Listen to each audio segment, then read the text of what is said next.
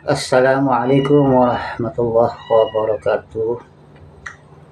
Saudara-saudaraku sekalian, selamat bertemu kembali silaturahmi. Mohon diterima dari Kang Nur GS Cirebon, channel yang kecil ini. Moga-moga Allah memberikan ridho kepada kita semua.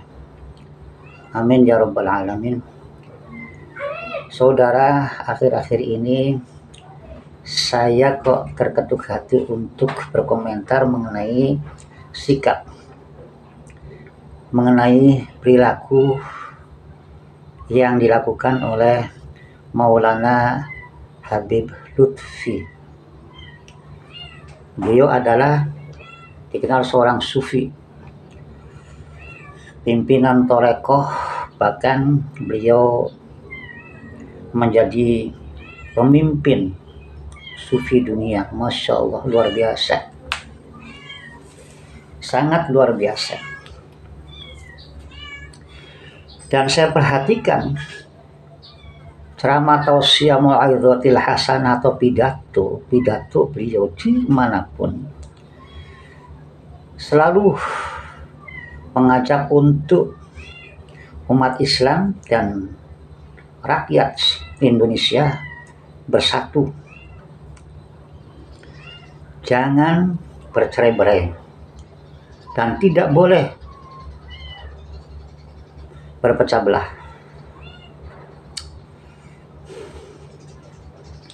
Beliau selalu sangat luar biasa menyuruhkan kepada umat, kepada rakyat Indonesia untuk mentaati peraturan-peraturan negara, untuk meningkatkan, menjaga akhlakul karimah. Bahkan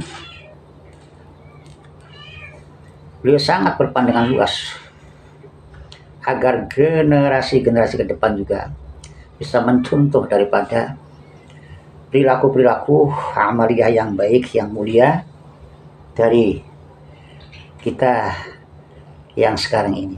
Luar biasa. Hal-hal yang memecah belah umat, memecah belah rakyat, janganlah kita lakukan.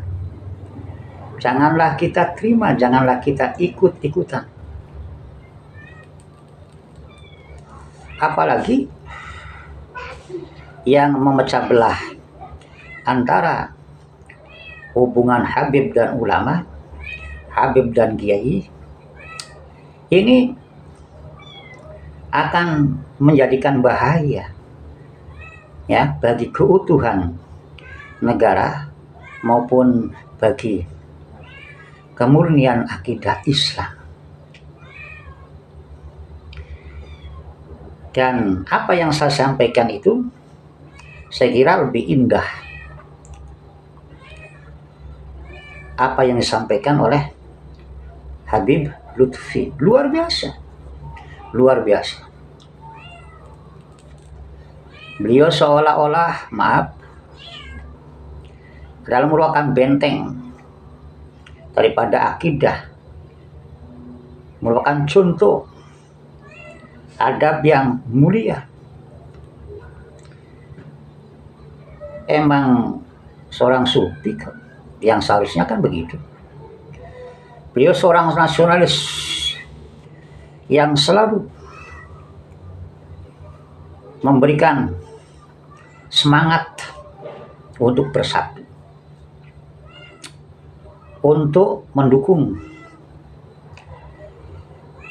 pembangunan pemerintahan skala bidang. Luar biasa, luar biasa, Masya Allah. Saudara-saudara, tetapi kenapa ya saya kok masih ada tanda tanya ini kepada sikap, perbuatan, dan pernyataan-pernyataan beliau dalam setiap mau'izatul hasanah atau tausiahnya. Apa itu pertanyaannya? Kita melihat bahwa beberapa tahun kemarin dan bahkan sampai sekarang begitu ada nyata di depan kita adalah oknum-oknum ya yang dengan terang-terangan menghujat, memfitnah kepala pemerintahan kita, mengajak perang dalam damai, merendah dan menghinakan para kiai. Ada juga sebagian oknum Habib yang menghina pimpinan organisasi yang kita cintai, yaitu Nahdlatul Ulama, dan bahkan kiai-kiai, ulama-ulama yang ada di Nahdlatul Ulama juga sempat direndah, dihina, diremehkan oleh oknum Habib, terutama Habib-Habib yang muda. Banyak sekali yang kita saksikan. Mereka yang muda pun merasa lebih mulia daripada kiai alim. Bahkan mempercumakan untuk menjadi kiai kalau tidak hormat kepada seorang Habib, katanya. Nah, pertanyaan saya, apakah hal itu ya, sikap seperti itu, pernyataan seperti itu, bukanlah itu bibit-bibit yang memecah belah kesatuan persatuan, bibit-bibit yang justru merusak akidah Islamiyah, akidah ahli sunnah wal jamaah.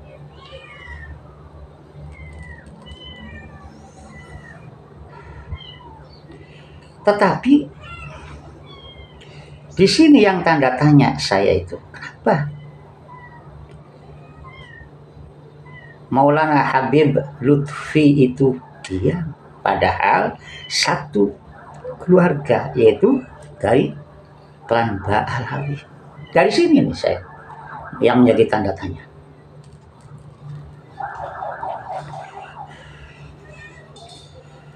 Kalau kiai direndahkan, otomatis para pecinta kiai marah, sehingga akan terjadi benturan antara kelompok pro dan kelompok yang kontra. Pecinta kiai ulama tentunya tidak terima seorang kiai, apalagi di Nusantara ini, sebagian besar kepada kiai itu sangat hormat, ta'zim, dan memuliakan. Kemudian dihina, direndahkan. Apa enggak itu memecah persatuan umat? Apa itu enggak memecah persatuan rakyat ketika seorang oknum Habib mencaci, memaki, menghujat, bahkan menebarkan provokasi kepada pemerintah,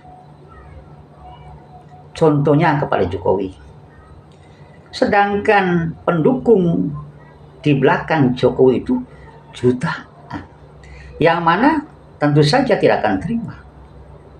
Dan hal mana itu akan terjadi perpecahan rakyat. Kenapa dia atau didiamkan, padahal satu keluarga? Baiklah kalau diingatkan, kenapa berkali-kali itu terjadi lagi. Begitu juga yang sekarang ini yang dikatakan terjadi atau ada upaya golongan untuk memecah belah antara Habib dan ulama. Sekali lagi saya katakan bahwa pemicu pemecah belah itu siapa? Dari golongan mana? Kalau kiai dan ulama diremehkan, kemudian ada golongan yang merasa lebih tinggi daripada ulama, meskipun itu ahli maksiat, meskipun itu bodoh, apakah itu tidak menimbulkan kontroversi? Apakah itu tidak menimbulkan gremeget pada para pecinta ulama, pecinta kiai? Sebab umat Islam dididik dari dulu oleh Quran bahwa kemuliaan itu bukan berdasarkan nasab, tetapi berdasarkan akhlak dan takwa. Kemuliaan itu bukan berdasarkan kasta, tetapi siapa saja yang berilmu dan diamalkan ilmunya, ya, kemudian mentakwakan dirinya dan mengajak orang lain untuk takwa Allah, itulah kemuliaan seorang hamba. Bukankah Allah itu akan membuat bagus manusia itu, ya, mereka akan diberinya terdahulu adalah ilmu, bukan dia ceprot lahir dari turunan siapa, tetapi diberikanlah ilmu, karena dari ilmu itulah orang akan mengerti hak dan batil, dan ilmu itu sendiri adalah merupakan jalan untuk mencari kebenaran. Nah, kenapa itu juga didiamkan? Sangat banyak Habib-habib muda yang pada pidatonya selalu saja merasa diri kasta paling mulia dan lebih mulia daripada ulama. Dan ulama, Masya Allah, seringkali direndahkan. Kiai pribumi seringkali, Masya Allah, diremehkan dan dihinakan. Hal mana ini kan tidak sesuai dengan akidah yang kita anut, ahli sunnah wal jamaah. Lalu kenapa? Ya, Maulana Habibana Lutfi bin Yahya Qadim, padahal dalam pidatonya, dalam tausiah atau mau'izahnya, ceramahnya di mana-mana selalu mengajak untuk bersatu, menghindari dan tidak mengikuti, dan jangan diam terhadap orang-orang atau golongan manapun yang memecah belah umat maupun memecah belah rakyat. Ini yang menjadi tanda tanya saya, saudara-saudaraku. Apalagi ketika ada oknum-oknum Habib yang mengklaim Nusantara atau wilayah-wilayah adalah milik Tarim, milik para Habib. Nah, ini otomatis, ya, seluruh rakyat Indonesia yang nasionalis, yang cinta tanah air, tentunya tidak akan rela melihat pengklaiman daripada klan-klan tertentu, yaitu satu keluarga dengan panjenengan. Tapi kenapa panjenengan juga diam? Bahkan pendiri Nahdlatul Ulama juga dipelencengkan, kuburan juga dipalsukan, doktrin-doktrin penyesatan.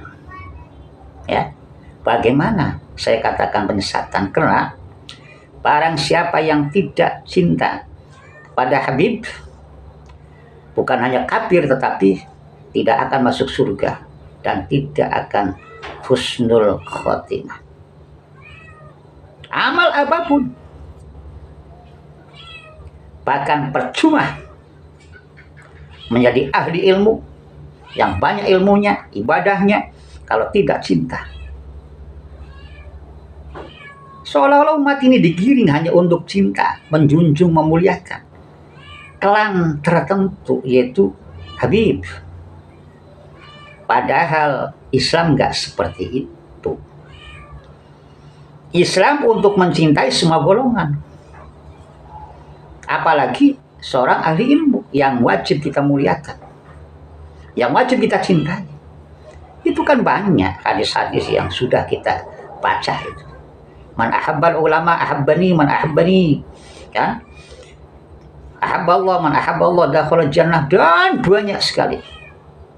Melihat wajah seorang ulama saja, ya, dengan pandangan yang ikhlas itu ibadah.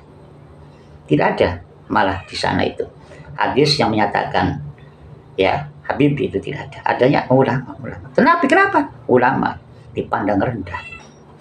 Dan kenapa itu diam dan didiamkan begitu.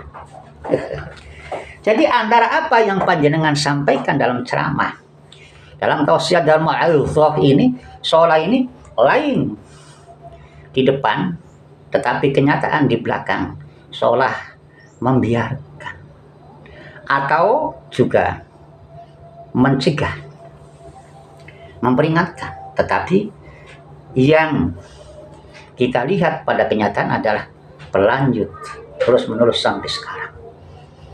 Selalu saja ada hujatan, maki, provokasi terhadap tokoh-tokoh nasional. Ada saja sampai sekarang, yaitu melemparkan narasi-narasi kepada para ulama-ulama dan kiai-kiai kita yang dipandang rendah. Kalau ada atau panjenengan sendiri kemudian memandang bahwa apa yang dilakukan anak-anak pribumi atau kiai-kiai pribumi yang sekarang ini bergerak mengotak-ngatik nasab atau mempertanyakan masalah nasab, itu kan tidak semerta-merta mereka bergerak, tetapi atas dasar panggilan jiwa. Ketika ada di antara oknum Habib yang di mana-mana seolah-olah ingin diakui dan memaksa untuk diakui, nggak tahu tujuannya apa, di mana-mana ingin dimuliakan dan memuliakan dirinya sendiri. Siapapun, nggak pangkat ulama, nggak pangkat kiai, dipandang rendah. Sekarang saja banyak itu di antara oknum Habib yang hayo ngajak bersatu. Jangan mau diadu domba, jangan mau diadu belah. Ini sekarang saja. Kenapa ini ada perubahan yang begitu signifikan di antara para Habib-habib penceramah itu, yang dulunya dengan lantangnya memprovokasi rakyat untuk benci pemerintah yang dianggapnya zalim, dianggapnya menyusahkan, dianggapnya tidak adil, tetapi kami katakan selalu saja tambah data, sehingga rakyat sebagian terpengaruh, kemudian terpecahlah golongan satu dengan yang lainnya. Ini sebetulnya sumber-sumber perpecahan itu dari golongan siapa? Tampilnya kelompok Kiai Haji Imaduddin justru disebabkan adanya asbab-asbab yang menjadikan jiwa ini terpanggil untuk meluruskan. Penasaran, sebenarnya mereka itu siapa? Kalau memang betul itu cucu Nabi, kenapa kok terus menyerang pemerintah yang dianggapnya zalim, membuat narasi-narasi yang tidak tepat, meremehkan ulama kiai pribumi, menganggap kasta dirinya paling tinggi sehingga merasa dirinya seolah itu bebas berbuat dan lain-lain sebagainya. Perilaku-perilaku yang saya kira keluar daripada adab, daripada tuntunan Kanjeng Nabi Sallallahu Alaihi Wasallam. Lah ini kita beruntung mestinya itu ada kelompok seperti Ki Haji Imaduddin dan kawan-kawan, bukannya atas dasar iri dengki dan kebencian, tetapi penasaran. Ya. Sebenarnya ini mereka itu benar-benar cucu Nabi atau bukan? Kenapa kalau cucu Nabi tidak merefleksikan sebagaimana perilaku Nabi? Gitu. Hal mana itu harus dan mestinya terima kasih ada koreksi-koreksi yang seperti itu. Tinggal kalau memang itu kelompok Ki Haji Imaduddin itu tidak benar, ya silakan saja membuat bantahan, membuat tesis, artikel, atau ajak mereka-mereka itu untuk kumpul bersama. Kemudian muzakarah, diskusi, debat, ya, yang ikhlas untuk mencari kebenaran, bukan mencari pembenaran. Simple sebetulnya itu persoalannya itu. Tapi kenapa sampai sekarang ini berlarut-larut, gitu loh? Ya karena ketika adanya sosok seorang Imaduddin dan kawan-kawan meliti keabsahan nasab, bukan kemudian ditanggapi positif, malah yang ramai adalah ada yang sebagian emosi, marah-marah, menyebar framing yang secara dengan hawa nafsu, ya, atau bahkan Masya Allah menyerang pribadi dan lain sebagainya. Ini kan Masya Allah. Dan akhirnya apa? Sampai sekarang tesis itu tidak ada yang bisa membantah. Tetapi itu adalah hak siapapun, boleh yang mengaku siapa, cucu Nabi kayak cucu sahabat Umar kayak Abu Bakar kayak, silakan saja. Tetapi janganlah kemudian dengan mudahnya memandang rendah, ya, orang lain, terutama kiai, ulama-ulama pribumi.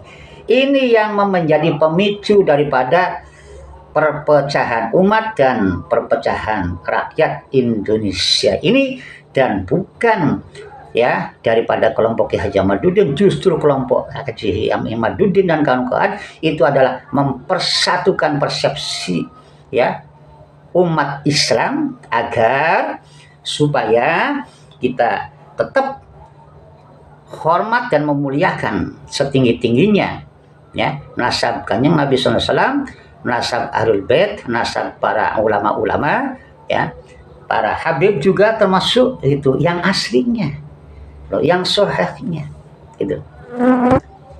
Justru mempersatukan rakyat agar rakyat ini bersatu untuk menjadi seorang yang juga tergerak menjaga keutuhan NKRI, dan tidak akan, ya, dan tidak boleh mendiamkan adanya orang-orang yang merorong, mengakui menjajah, baik itu dalam penjajahan yang terang-terangan maupun yang secara